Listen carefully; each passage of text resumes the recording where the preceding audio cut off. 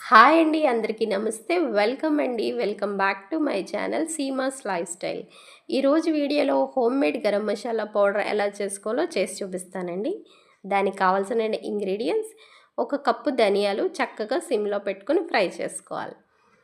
Next ఒక 2 spoons జీలకర్ర, ఇది కూడా చక్కగా సిమ్లో పెట్టుకొని మంచి అరోమా వచ్చే వరకు ఫ్రై చేసుకోవాలి. సో ఇవి 2 కూడా ఏవి మాడకూడదండి. చక్కగా సిమ్‌లో పెట్టుకొని ఫ్రై చేసుకోవాలి.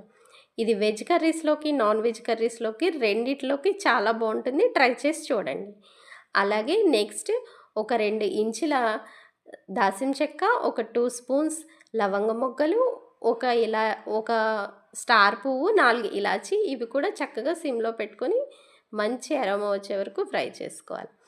నెక్స్ట్ ఇవన్నీ ఒక బౌల్లో వేసుకొని చక్కగా చల్లారబెట్టుకోవాలి. ఈ మసాలా పౌడరు మన అమ్మ వాళ్ళు, అమ్మమ్మలు పాతకాలంలో వాడుకునేవారండి. ఇది మా ఇంట్లో కూడా మేము ఈ పౌడరే చేసుకుంటాము. సో మీరు కూడా ఒకసారి ట్రై చేసి చూడండి. ఎలా ఉంది ఏంటనేది మీ కమెంట్స్‌లో నాకు చెప్పండి. సో ఇవన్నీ మిక్సీ జార్‌లో వేసుకొని చక్కగా పౌడర్ చేసుకోవాలి. సో అంతేనండి. ఎంతో గుమగుమలాడే ఒక మంచి హోమ్మేడ్ గరం మసాలా పౌడర్ అయితే రెడీ అయిపోయింది. సో ఇది 2 మంత్స్ వరకు స్టోర్ ఉంటుంది. సో ప్లీజ్ అండి, సబ్స్క్రైబ్ చేయండి. Thank you.